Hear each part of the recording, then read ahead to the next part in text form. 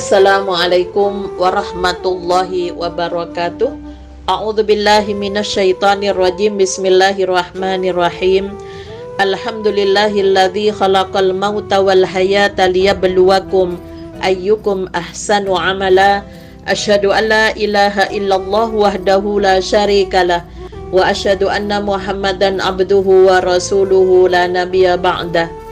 Qala Rasulullah sallallahu alaihi wasallam, ni'matani maghbunun fihima katsirun minan nasi, as-sihhatu wal faragu, rawahul Bukhari. Dua nikmat yang dilupakan oleh kebanyakan manusia, yakni sehat dan waktu luang. Pemirsa dan pendengar yang dirahmati oleh Allah, bagaikan siang dan malam, begitulah warna kehidupan manusia. Tak ada manusia yang mendapatkan segala yang diinginkan atau terhindar dari segala yang dibenci. Ada kalanya senang tapi juga pernah bersedih. Ada kalanya sehat tapi pasti juga pernah merasakan sakit. Allah Subhanahu wa ta'ala memang menguji manusia dengan dua hal, sesuatu yang menyenangkan dan sesuatu yang menyedihkan. Sebagaimana firman Allah pada Quran surat Al-Anbiya ayat 35, wa nabalukum bisyarri wal khairi fitnah wa ilaina turja'un. Kami akan menguji kamu dengan keburukan dan kebaikan sebagai cobaan yang sebenar-benarnya, dan hanya kepada kamilah kamu dikembalikan. Ibnu Abbas menafsirkan ayat tersebut, yakni Allah menguji dengan kesempitan dan kelapangan, kesehatan dan rasa sakit, kaya dan miskin, halal dan haram, taat dan maksiat, hidayah dan kesesatan. Bahwa Allah Subhanahu wa ta'ala menguji manusia sesekali dengan musibah, sesekali dengan nikmat, agar terbukti siapa yang bersyukur dan siapa pula yang kufur, siapa yang bersabar, siapa pula yang berputus asa.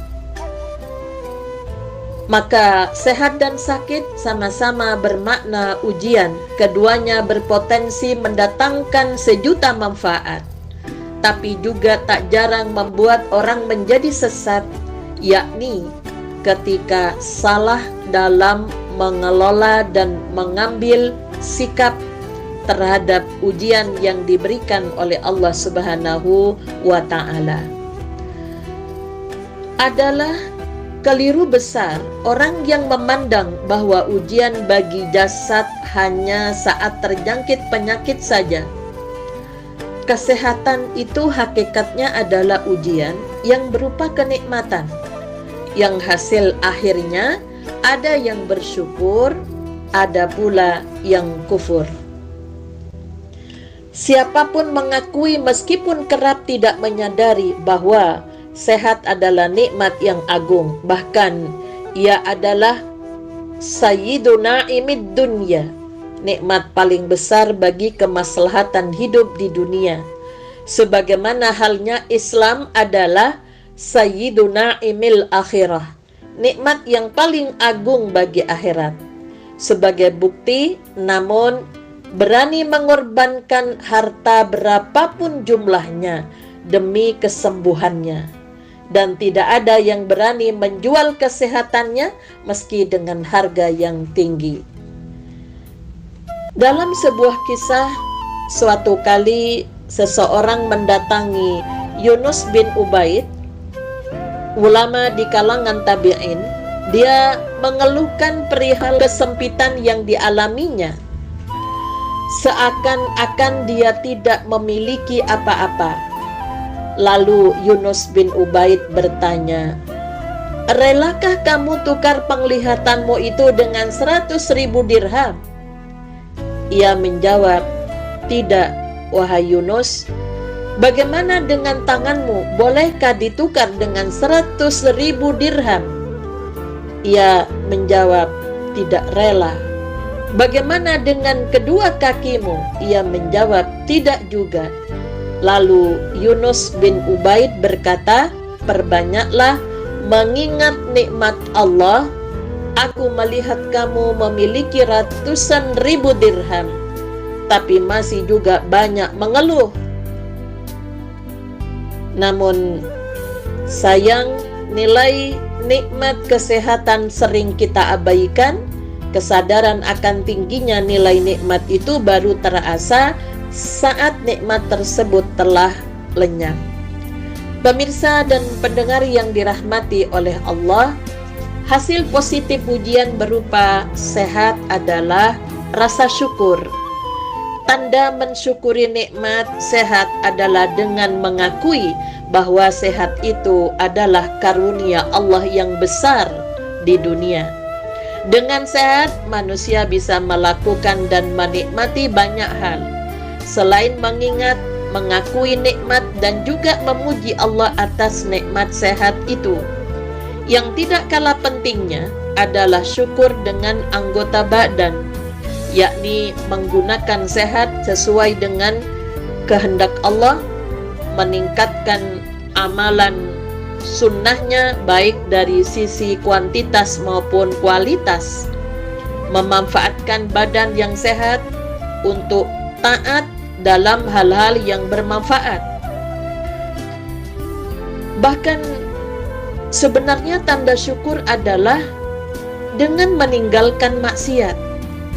Maka barang siapa yang bermaksiat dengan anggota badan yang sehat, maka dia telah mengkufuri nikmat Allah Subhanahu wa Ta'ala.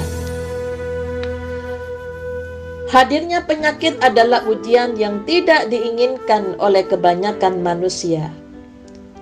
Begitu pula tak ada orang yang sehat sepanjang masa. Setiap orang pasti pernah mengalami sakit. Beragam cara menyikapi musibah sakit. Namun secara garis besar, kalau kita memperhatikan diri kita dan di sekitar kita, yang pertama ada orang yang marah dan jengkel.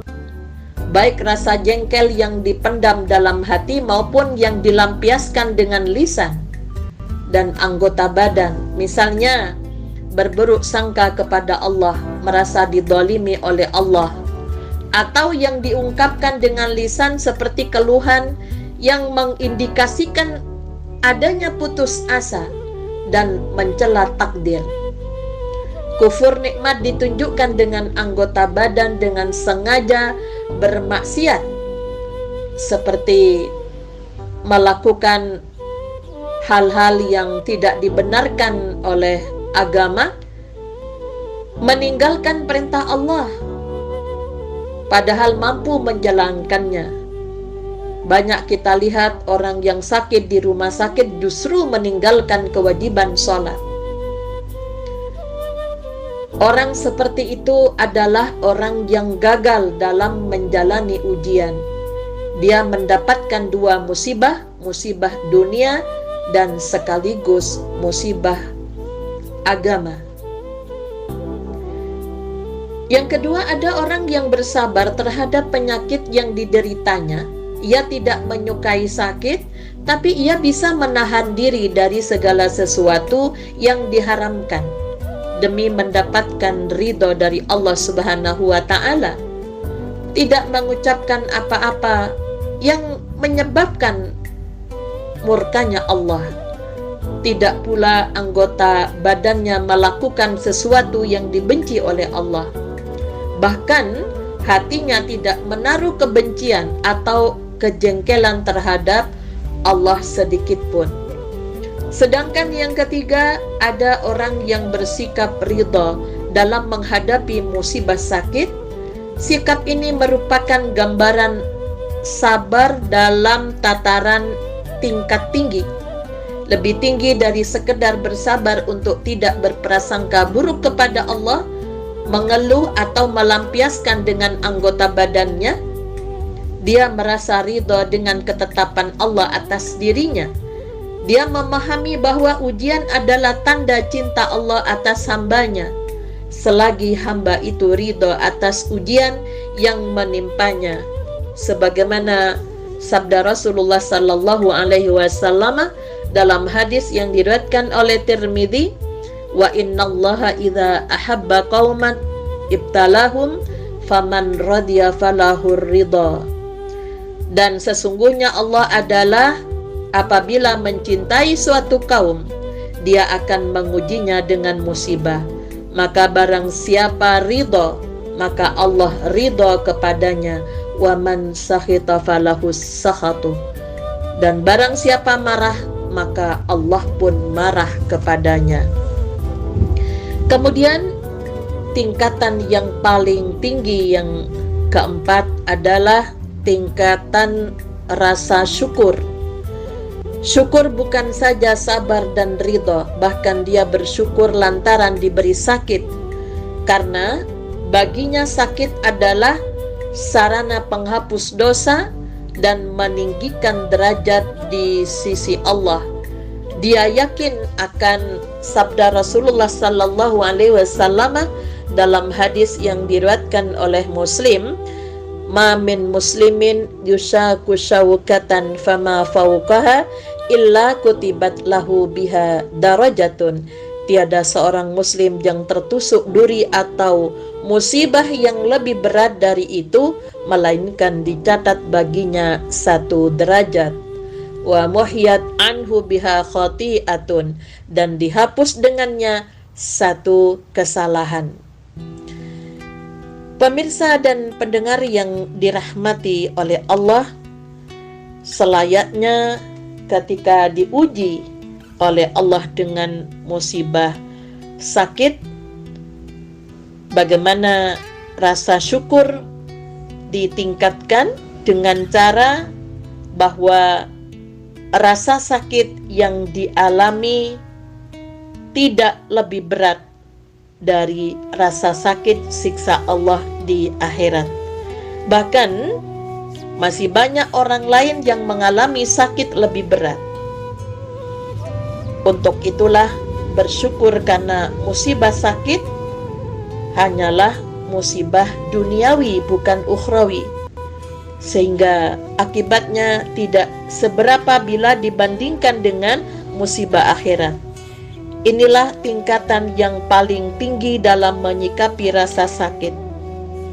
Begitu bukanlah kebaikan jika seorang berdoa supaya dijangkiti sesuatu penyakit tidak pula berobat, itu mengurangi nilai sabar, ridha dan syukurnya. Maka ketika sakit, Rasulullah sallallahu alaihi wasallam mengajarkan doa kepada kita dengan mengucapkan bismillah, bismillah, bismillah. A'udzu bi'izzatillahi wa qudratihi min syarri ma ajidu wa uhadir. Diulang sebanyak 7 kali. Dengan nama Allah aku berlindung dengannya, dan kekuatan Allah dari kejahatan yang aku dapati dan aku khawatirkan. Bahkan bagaimana yang dilakukan oleh Nabi Ayub pada Quran surat Al-Anbiya 83, Anni masaniyad durru wa anta arhamur rahimin. Ya Tuhanku, sesungguhnya aku telah ditimpa penyakit dan Engkau adalah Tuhan yang maha penyayang di antara semua penyayang. Sebaiknya ini sering dibaca, minimal diulang sebanyak 3 kali. Untuk penguatan pada diri, walaupun Allah memberikan sesuatu yang dirasakan itu mudarat, tapi yakini, munculkan keyakinan bahwa itu adalah bentuk kasih sayang Allah. Ketika ada keraguan, ada rasa putus asa, maka ucapkanlah apa yang diucapkan oleh Nabi Ayub pada surat Shad ayat 41, anni massaniya syaitanu binusbi wa adzab. Aku diganggu setan dengan kepayahan dan siksaan. Pemirsa dan pendengar yang dirahmati oleh Allah, mudah-mudahan ketika kita mendapatkan ujian dari Allah berupa kesehatan, mari kita gunakan untuk banyak mendekatkan diri kepada Allah dengan memperbanyak amalan-amalan sunnah dan aktivitas dalam rangka ta'awun sosial. Yang kedua, ketika diuji sakit, bagaimana kita tidak sekedar sabar, tidak sekedar ridha, tapi kita upayakan meningkat pada tingkatan sebagai rasa syukur karena Allah masih memberikan kesempatan untuk banyak mendekatkan diri kepada Allah dikala diuji dengan sakit. Nasrum minallah wa fathun qarib wa basyiril mu'minin walhamdulillahi rabbil alamin. Assalamualaikum warahmatullahi wabarakatuh.